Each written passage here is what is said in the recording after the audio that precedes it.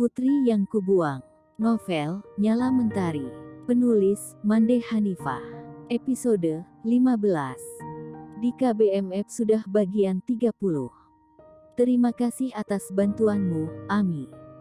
Sesuai janjinya, Zamir menyelipkan beberapa lembar dolar lagi di tangan Ami ketika mereka berjabat tangan. Entah sudah berapa jumlah uang yang dikeluarkan Zamir untuk membantuku mencari Paula. Harus dengan apa pula nanti aku akan menebusnya. Zamir memberikan kertas lusuh itu padaku selang beberapa detik Ami membalik badan untuk pergi. Seperti biasa, Zamir selalu tidak pernah ingin mendahuluiku. Meski ia yang berkorban banyak untuk hal ini.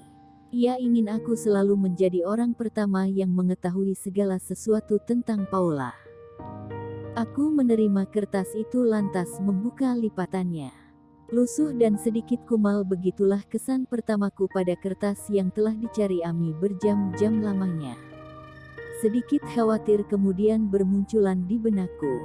Bagaimana jika tidak apa-apa di kertas itu? Layaknya ketika Mbah Marni memberikan banyak sekali barang peninggalan Paula. Namun, hanya keterangan tempat kerja Paula yang bisa terbaca. Rasa syukur kemudian bergelayutan di hatiku. Kertas itu memuat banyak sekali informasi pribadi tentang Paula. Rasanya aku ingin menangis lagi. Mataku sudah berembun. Karenanya aku sedikit kesulitan untuk melihat tulisan-tulisan yang tertera pada kertas yang warnanya sudah berubah itu. Paula Murfidd, lahir pada tanggal 12 April tahun 1975 di Jakarta. Agama Islam. Jabatan terakhir peneliti. Tugas terakhir yang diikuti ekspedisi pohon langka di Gunung Kinabalu, Malaysia pada tahun 2009. Suami Mohamed Saleh. Anak Andita dan Yusuf. Alamat terakhir Camar Residence nomor 22 Distrik 10 Tanglin East, Singapura. Nomor telepon tidak tersedia.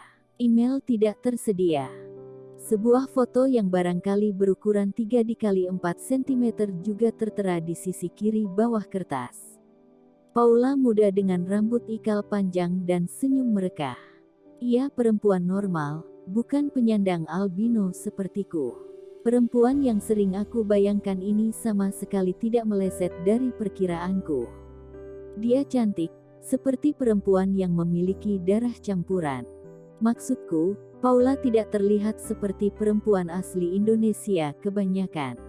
Meski foto itu sudah mengabur, tapi kecantikan Paula tidak berkurang kadarnya. Aku mengusap foto itu berkali-kali. Rasa senang juga sedih berpilin-pilin di hatiku kemudian. Benarkah perempuan menawan ini yang telah melahirkanku? Jika ia masih hidup, mengapa tidak berusaha mencari tahu bagaimana caraku bertahan tanpanya? Aku tidak lagi bisa membendung air mata yang sejak tadi bersesakan ingin tumpah. Ujung-ujung jemariku terasa dingin. Ada perasaan aneh menelusup diam-diam ke dalam hatiku. Mungkin karena aku baru saja membaca nama anak-anak yang tertera di berkas ini. Ibuku ternyata telah menikah kembali dan memiliki 2 anak. Membaca biodata pribadi Paula saja aku dapat membayangkan sebuah keluarga yang sangat bahagia. Mataku juga berkali-kali memindai nama suami Paula. Rindu pada sosok ayah kandung menyerangku seketika. Apakah pria yang bernama Mohamed Saleh itu adalah ayahku? Lalu mengapa mereka tidak pernah berusaha untuk menemukanku? Apakah mereka sudah melupakanku dan berbahagia dengan 2 anaknya yang baru? Kita akan menemukannya. Tempatnya tinggal tidak terlalu jauh. Bagaimana kalau Sabtu depan? Zamir menepuk bahuku pelan-pelan.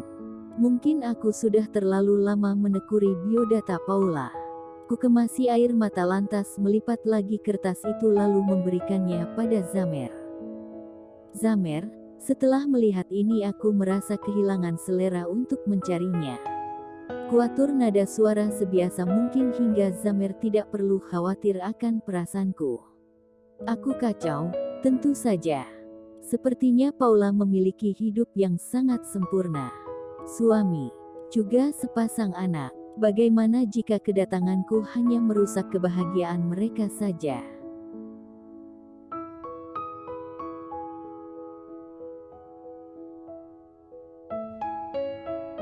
Apakah karena ia memiliki anak-anak? Ya, kita tidak tahu apa yang sebenarnya terjadi, Nala. Untuk saat ini jangan dulu memikirkan hal lain. Fokuslah pada tujuan kita. Menemukan Paula dan mengatakan bahwa kau sudah sejauh ini untuk mencarinya. Tentang yang lainnya kita serahkan pada yang kuasa saja.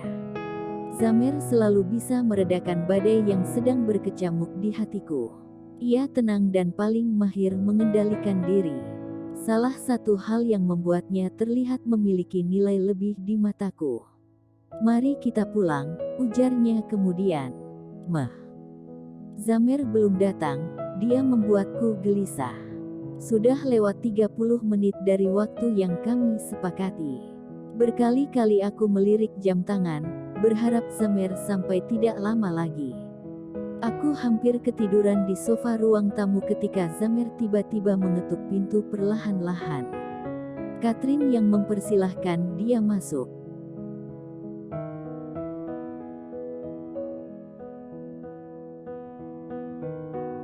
Sebelum aku berceloteh, Zamer terlebih dulu mengeluarkan sebatang coklat sebagai bahan sogokan. Jika sudah begini, dia semakin serupa dengan Kakkai. Mereka berdua paling tidak bisa membuatku marah berlama-lama.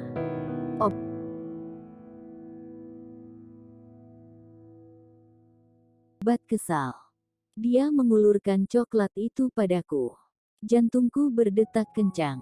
Bagaimana mungkin dua lelaki yang paling dekat denganku ini bisa menggunakan kata-kata yang sama untuk menyebut sebatang coklat? Padahal aku tidak sekalipun pernah bercerita pada Zamer tentang hal itu. Untuk kesejuta kalinya, rindu pada Kakkai kembali membentuk lubang di hatiku. Zamer berjalan keluar lebih dulu.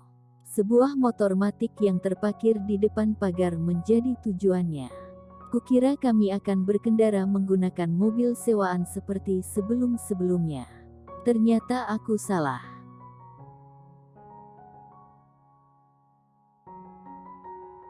Zamer lebih memilih membayar beberapa dolar sebagai imbalan untuk memakai motor itu selama 5 jam.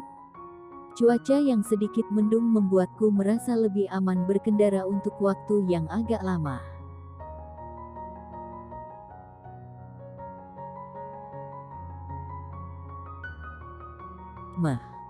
Beberapa kali tersesat membuat kami tidak bisa hanya mengandalkan asisten penunjuk arah yang disediakan Google. Seringnya jalur yang ditunjukkan membawa kami pada lokasi yang cukup jauh dari perumahan Paula. Lalu kami akan berbalik arah dan memulai pencarian dari awal. Beberapa orang yang kami temui akhirnya menuntun kami pada sebuah perumahan mewah di Tanglin Selatan.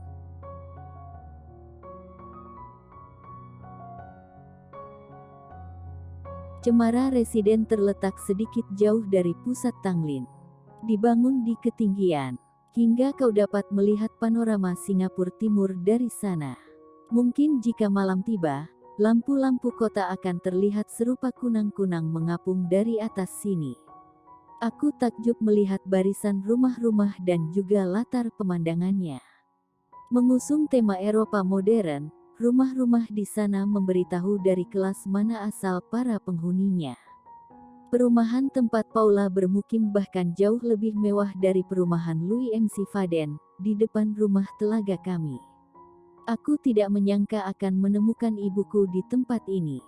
Jika mereka memang benar pemilik salah satu rumah di sini, berarti Paula dan keluarganya bisa dikatakan berada pada kasta yang tinggi. Mereka jelas bukan orang yang biasa-biasa saja.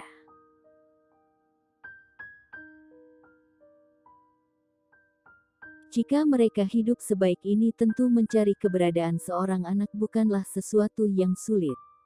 Mengapa mereka tidak melakukannya sejak lama? Lalu aku kembali menerka-nerka, jangan-jangan kehadiran nyala mentari di dunia ini tidak pernah mereka inginkan. Hingga aku yang mati-matian mencari tahu dari rahim siapa aku berasal. Apa kau yakin di sini dia tinggal? Aku mulai ragu. Kalau berdasarkan biodata ini memang ini tempatnya. Bukankah tadi kau juga mendengar bahwa kita berada di jalur yang tepat? Lelaki yang kita temui di pinggir jalan tadi sudah membenarkan hal itu. Zamer berpanjang lebar sambil menepikan motor di depan pos penjaga keamanan. Aku menunggu di samping motor yang terparkir, tepat di bawah pinus berdaun jarum. Menanti Zamer dengan gelisah. Sedari tadi, aku tidak bisa mengendalikan detak jantung yang tiba-tiba saja menjadi liar. Dari tempatku berdiri dapat kulihat Zamer berbicara dengan salah satu pria berseragam biru muda. Mereka terlihat sangat serius. Kabar baik untukmu. Kita berada di tempat yang tepat. Paula Mervit memang tinggal di sini. Dan dia masih hidup. Zamer berkata dengan penuh semangat. Aku dapat menemukan binar-binar pada matanya. Sedang aku, rasanya bagai baru saja mendapatkan keajaiban. Mendengar ibuku masih bernapas dan dia sekarang berada tidak jauh dariku membuat terima kasih pada Robku tidak dapat kuhentikan. Hatiku terus saja berbisik, melangitkan jutaan syukur. Seketika, harapan pula menggebu-gebu. Mungkin tidak perlu waktu berjam-jam lagi untukku menemuinya. Tidak banyak harapku, cukup melihat wajahnya, lalu memastikan ia hidup dengan baik. Begitu saja aku sudah sangat bahagia. Tak perlu pula ia harus mengakui aku sebagai putri yang pernah dibuangnya. Jika ia benar-benar baik-baik saja, aku tidak akan mengacaukan hidupnya. Tidak untuk selamanya. Aku merasakan sesuatu yang panas baru saja mengalir di pipi. Belakangan, aku semakin cengeng saja. Padahal aku mulai terbiasa dengan luka-luka. Ayo cepat, apa kamu mau kita berlama-lama di tempat ini? Sebentar lagi mungkin akan hujan. Suara Zamer bergema di telingaku. Seketika aku tersadar dan menata kembali moodku yang berantakan. Oh, maafkan aku. Baiklah Zamer, aku telah siap. Untuk membaca bagian 15 ini secara utuh silahkan ke KBMF. Atau ikut waiting list novel Nyala Mentari. Bisa melalui marketer Mamde yang tersebar di kotamu.